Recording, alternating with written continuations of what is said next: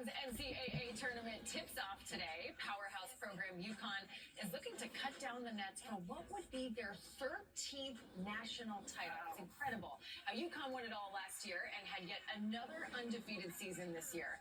The Huskies' return to the big dance includes their #1 star, Azzi Fudd, the most outstanding player in last year's tournament.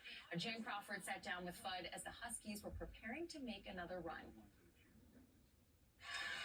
Fudd nails the three for Connecticut. She's called an elite playmaker, a dynamic offensive and defensive threat, with a shot so perfect it's described as the purest in basketball.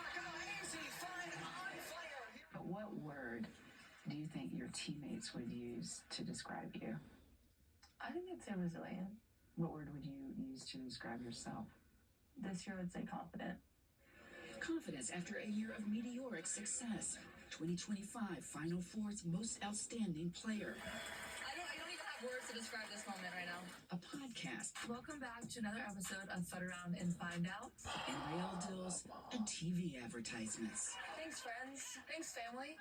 Thanks, 13,000 Geico claim specialists. Anytime. When did you realize that you're really good? I always kind of knew I was good. Well, not always. And I'd say in middle school, I knew I was good. When did you get your first offer? I got my first offer in 6th grade. Azzi Fudd grew up in the basketball-rich Washington, D.C. area with a ball in her hands. Both her parents, she calls them her biggest fans, played in college, and they started working with her early. My playground was in the gym when I was younger, just running around. Her mom famously saran wrapping her right arm so she would learn to use her left hand.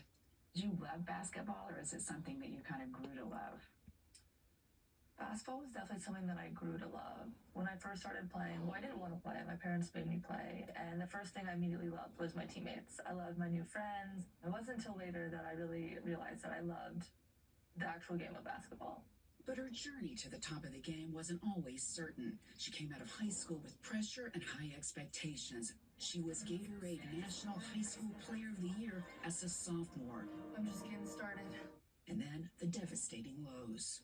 2 ACL tears in her knee, a foot injury, multiple surgeries, and years of rehab. I definitely had a few moments where I wasn't sure if I'd be able to get back to where I was or to play at UConn, to play at this level. There were a lot of days where it was hard for me to draw that strength, that confidence. She credits family and teammates with helping her pull through.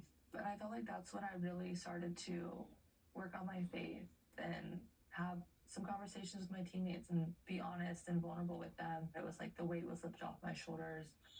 How many double teams have we gotten down at? UConn coach Gino Auriemma has coached the greats of the game, and he puts Fudd with the best. To take the talent that she has, marry that with the discipline and the work ethic, and to have the injuries that she's had, and not ever lose that discipline, that stick-to-itiveness. They're the ones that achieved greatness.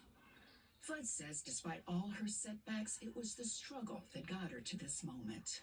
If I had to go back and redo it, I wouldn't change anything. If I hadn't gone through what I did, if I hadn't struggled, if I hadn't been forced to learn and figure things out for myself, I definitely wouldn't be the person I am right now.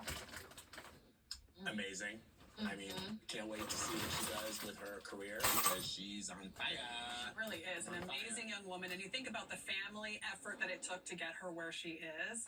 I'm cheering her on. And she's projected maybe to be the #1 for the WNBA draft. And as we just reported the other day, they're going to make more money. So we love it. Good things ahead for Azzi. Crawford always bringing the heat on the women's basketball teams. All right, after the break, we're closing out the week with a CBS Women's exclusive.